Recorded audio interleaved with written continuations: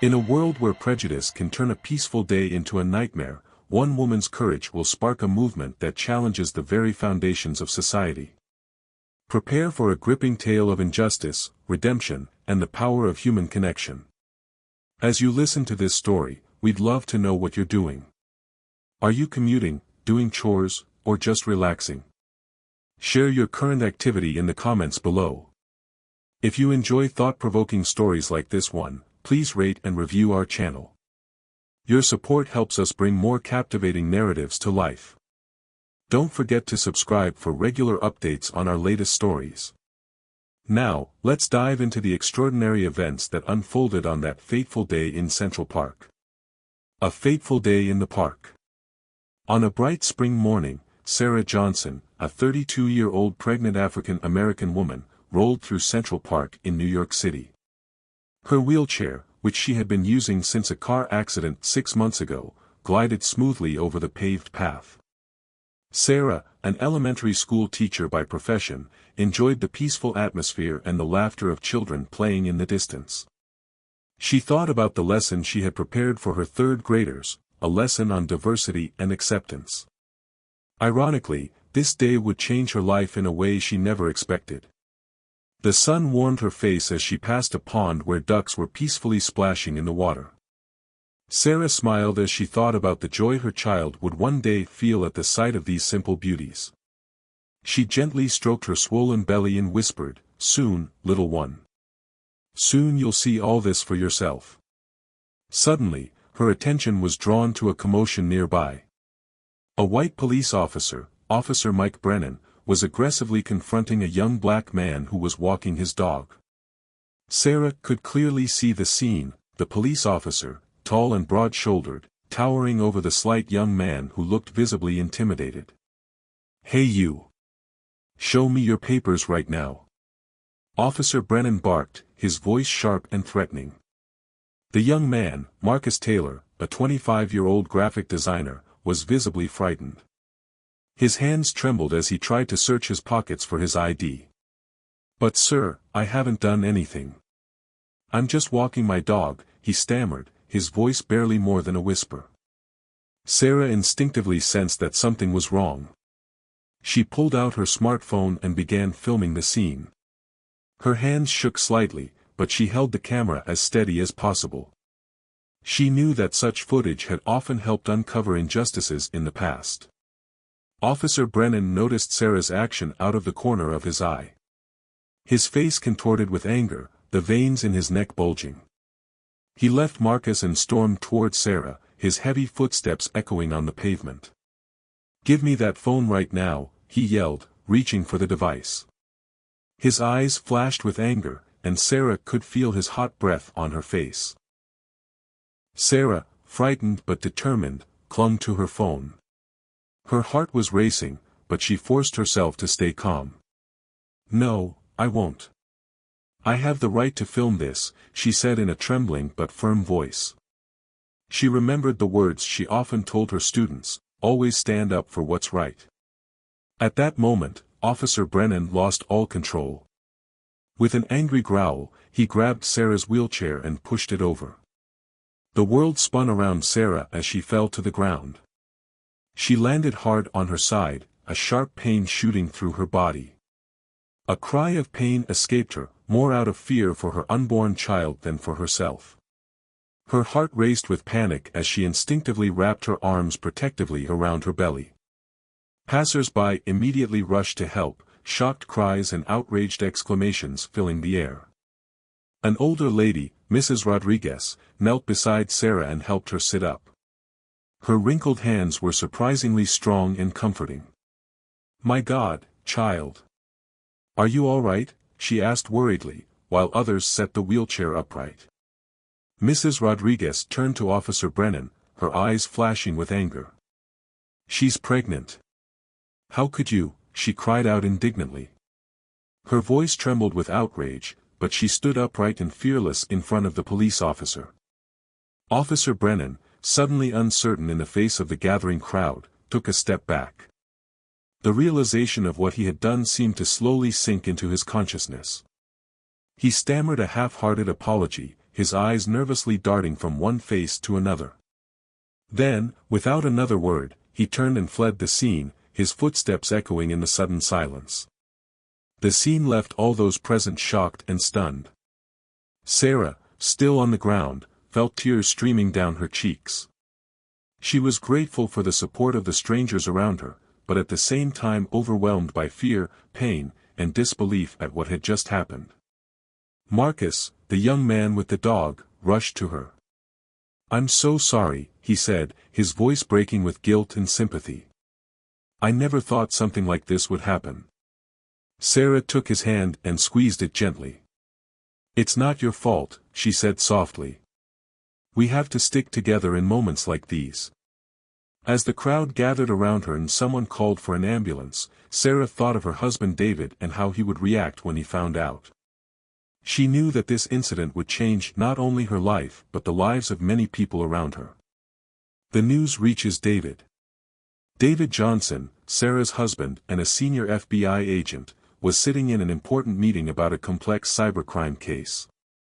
The atmosphere in the conference room was tense as his team discussed the latest developments in a case that affected national security.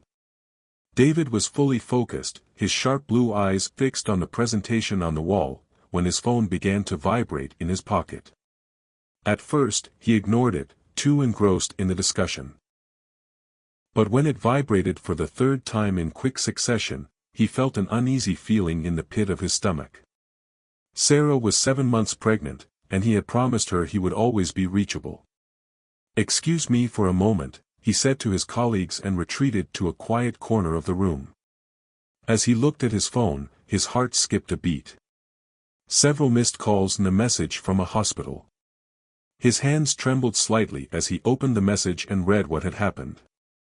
"I'm sorry to interrupt the meeting," he said hastily to his colleagues, his voice tense with worry. "There's a family emergency. I need to go immediately." His superior, Agent Thompson, nodded understandingly. "Go, Johnson. Family comes first. Keep us updated." David raced out of the building, his heart pounding in his chest. On the way to the hospital, he fought against the rising panic. He tried to stay calm, but the worry for Sarah and the baby overwhelmed him. 1,000 thoughts raced through his head. Was Sarah seriously injured? How was the baby? And what the hell had happened in the park? When he arrived in the emergency room waiting area, he saw an exhausted but fortunately largely uninjured Sarah. She sat in her wheelchair, surrounded by a group of concerned strangers who had apparently stayed with her. "Oh God, Sarah," he whispered and knelt in front of her. He hugged her carefully, as if she might break at the slightest touch. "What happened? Are you okay? The baby?" Sarah told him through tears about the incident in the park. With every detail she described, David's anger grew.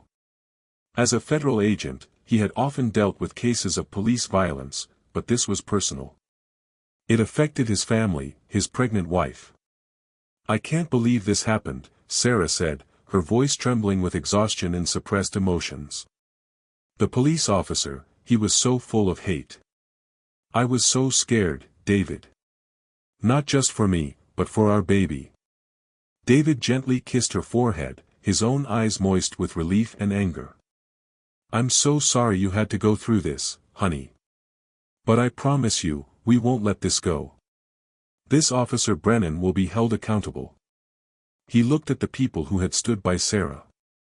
There was an older lady who was soothingly holding Sarah's hand, a young man nervously playing with his dog's leash, and several others who all stood with concerned looks. "Thank you," David said to them, his voice full of emotion. "Thank you for helping my wife." Mrs. Rodriguez, the older lady, nodded gravely. "We have to be there for each other in times like these," she said. "What happened today cannot go unpunished." David nodded determinedly. He knew a long fight lay ahead of them, but he was ready to do everything to achieve justice for Sarah and all the others who had suffered from prejudice and abuse of power. As the doctors took Sarah away for further examinations, David remained in the waiting room. He pulled out his phone and began taking notes. Names, times, details, everything he would need for the upcoming investigation. He was determined to pursue this case not just as a husband, but also as an FBI agent. Night fell as Sarah was finally discharged. The doctors had confirmed that fortunately, nothing had happened to the baby. On the drive home, there was a tense silence in the car. David knew that this was just the beginning of a long and difficult journey. But he vowed that he would do everything in his power to protect his family and ensure justice was served. The investigation begins. In the days that followed, David used all his resources and contacts at the FBI to find out more about Officer Mike Brennan. He spent long nights at the office, combing through files and databases, and making countless phone calls. What he discovered was both frightening and frustrating. Brennan had a long history of complaints against him. Several people of color had filed reports of misconduct and excessive use of force in the past. But each time, the allegations had been swept under the rug. David came across reports of intimidated witnesses, disappeared evidence, and superiors who had looked the other way. There seemed to be a pattern of systematic cover-ups that went far beyond Brennan. He worked day and night, gathering evidence, interviewing witnesses, and meticulously building a case. Every time he came home and saw Sarah bravely carrying on despite everything, he felt strengthened in his determination. He was determined not only to achieve justice for Sarah but also to set an example against systemic racism in the ranks of the police. One evening, as he sat hunched over files late in the office, there was a knock at his door. It was his superior, Assistant Director Thompson.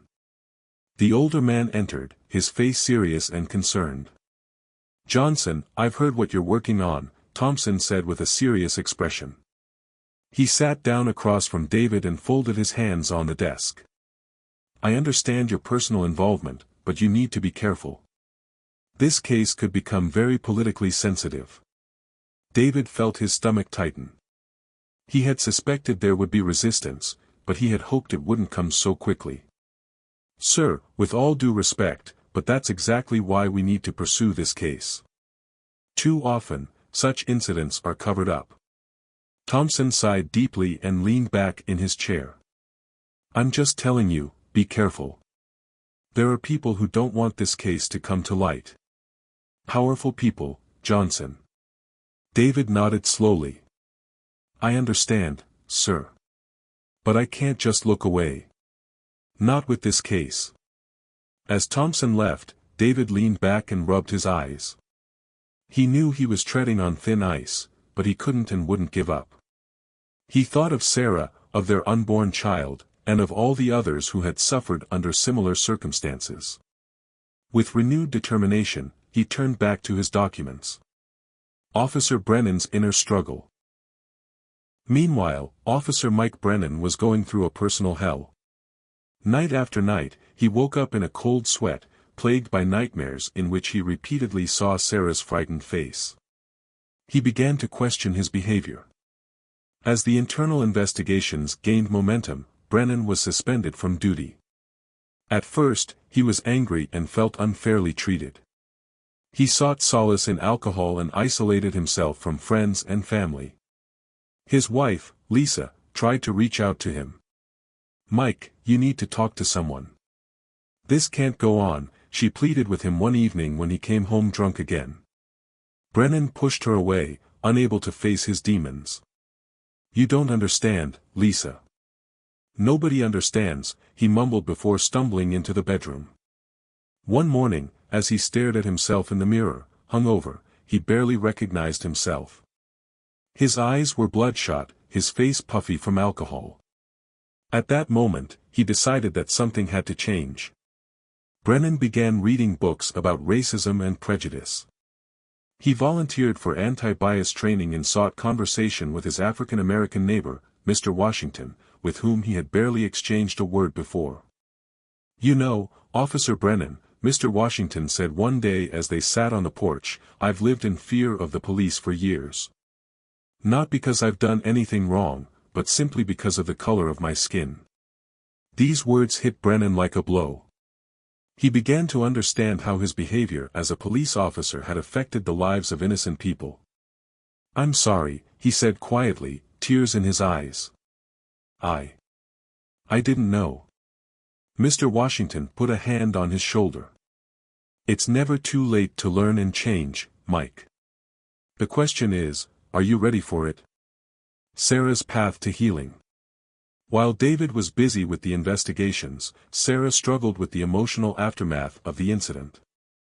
At night, she often woke up in a cold sweat, the image of Officer Brennan rushing towards her firmly etched in her memory.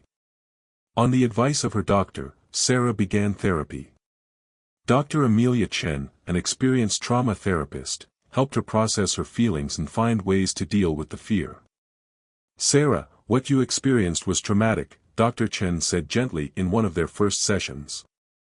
"It's normal for you to feel fear and anger. But we'll work on not letting these feelings dominate your life."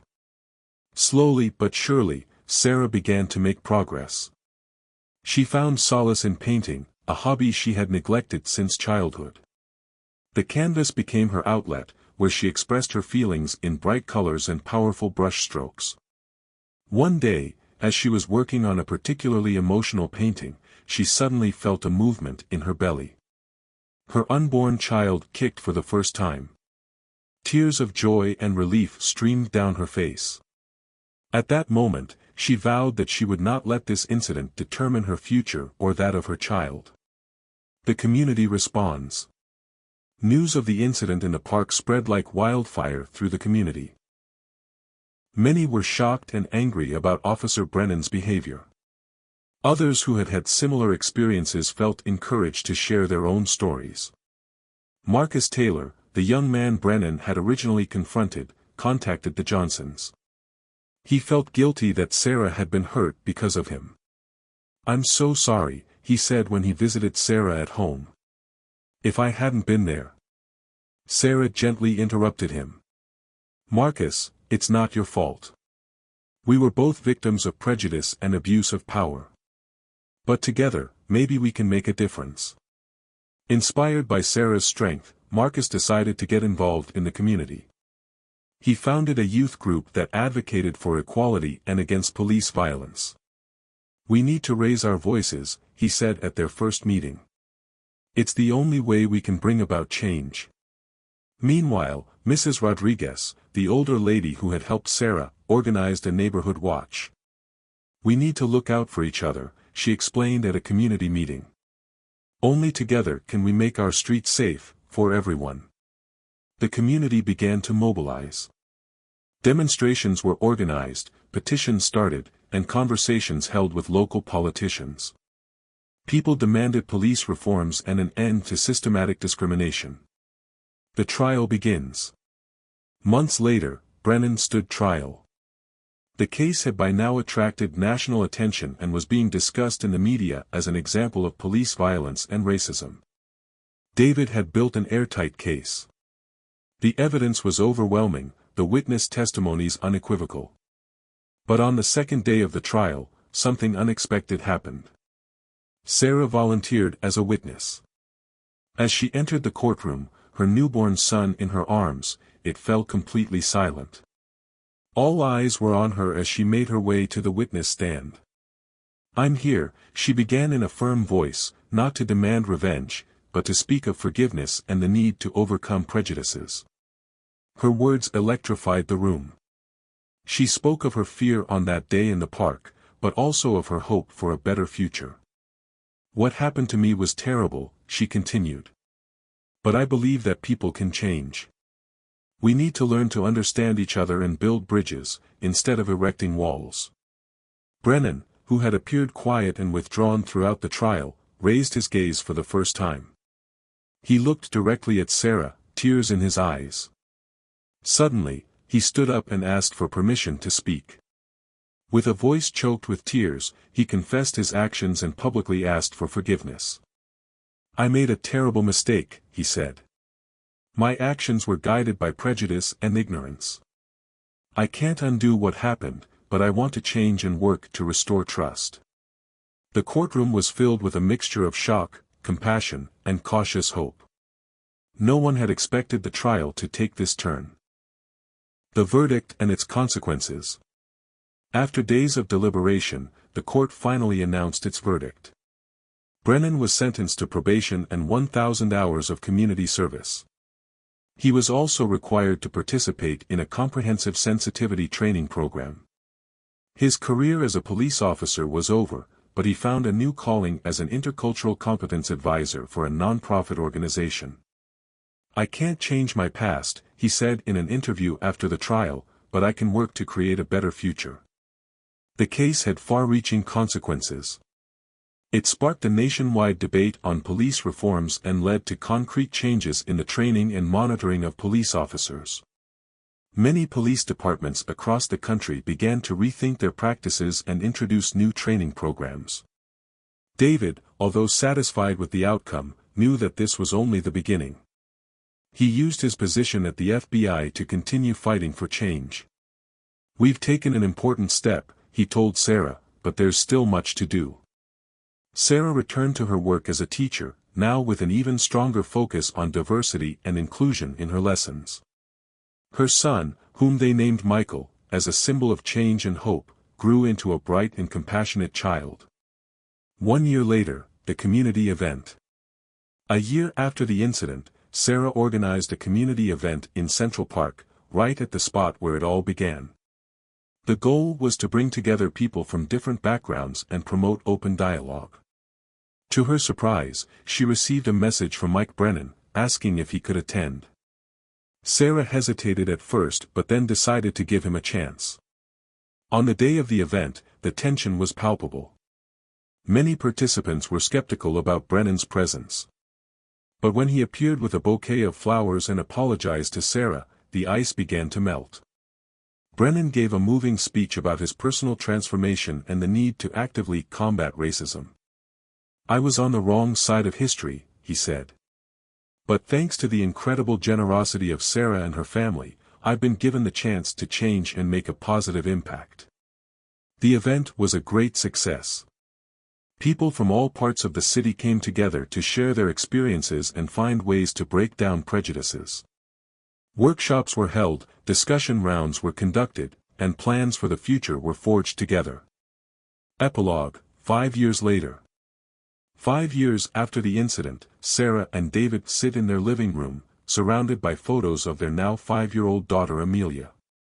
Sarah flips through a photo album and pauses at a picture taken at the community event. "Can you believe how much has changed since then?" she asks David. He nods thoughtfully. "It's been a long road, but I think we've really made a difference." At that moment, the doorbell rings. It's Mike Brennan, who has since become a close friend of the family. He's coming to tutor Amelia in math, a subject in which he is surprisingly gifted. As Amelia excitedly runs to the door to greet Uncle Mike, Sarah and David exchange a glance. They know that their story, a story of pain, forgiveness, and change, has helped transform their community and set an example of how to overcome prejudices and build genuine connections. The sun is slowly setting, bathing the living room in a warm light. In the distance, you can hear the laughter of children from the nearby park. It's a moment of peace and hope, a sign that change is possible when people have the courage to reach out to one another and learn from each other. Sarah smiles as she watches Amelia and Mike studying. She knows that her daughter will grow up in a world that, while not perfect, is one where people are willing to fight for justice and understanding. And that, she thinks, is the greatest victory of all.